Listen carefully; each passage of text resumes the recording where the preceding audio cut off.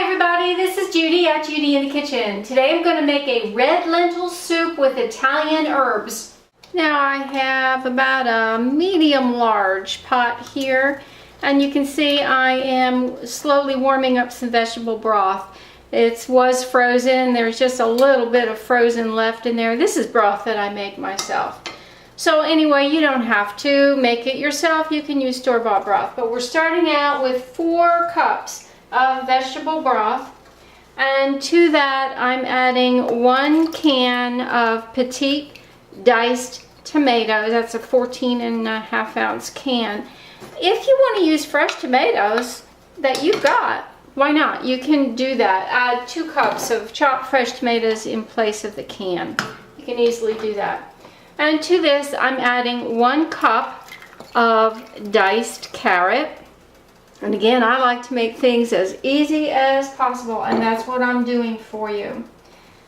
Now I have 1/2 cup of red lentils that I have rinsed and drained.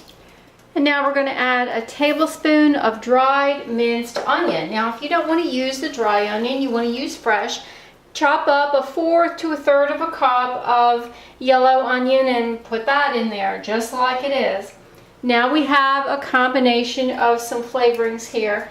I have a teaspoon of dried parsley flakes, 1/2 teaspoon of dried basil, 1/4 teaspoon of dried oregano, 1/4 teaspoon of garlic powder. If you don't want to use garlic powder, use 2 cloves of fresh garlic that you have minced, and 1/2 teaspoon of pink Himalayan sea salt. You can leave that out if you want to, or just add it to taste.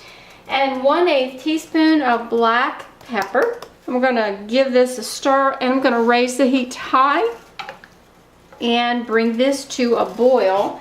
And then I'm going to lower the heat, put the lid on the pot, and allow it to simmer for all of about 10 minutes.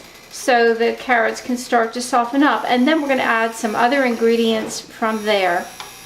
As you can see in there, it's starting to come to a boil, so I'm going to lower the heat down to about a medium low, and I'm going to set my timer for 10 minutes and stir it occasionally, and then we'll add some more stuff. You can hear my timer is just gone off. It's been 10 minutes. Everything is looking really good. So now we're going to add some more ingredients. Here I have 1 cup of spiral pasta. You can use any pasta if you want. If you don't want to use pasta, you could put a cup of diced potato in there if you really want to. This is a gluten-free type of pasta. It does take a little while longer than some other pastas to cook. And we're going to add 2 cups of fresh spinach, and you see it is right at 2 cups. It's going to look like a lot when I put it in here, but as you well know, spinach goes down to practically nothing when it's cooked. So now I'm just going to stir this in,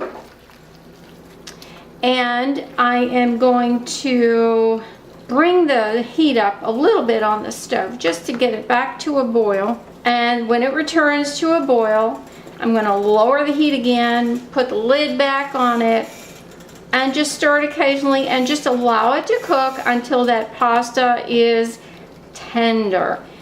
And then we'll call it done. That's all there is to this soup. It's really very easy to put together.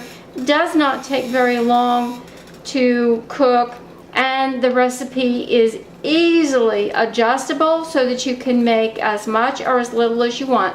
This amount will make about 5 to 6 cups of soup. So it's a hearty serving for 2 people, possibly 3 people, just depends upon how much you're going to eat at one time.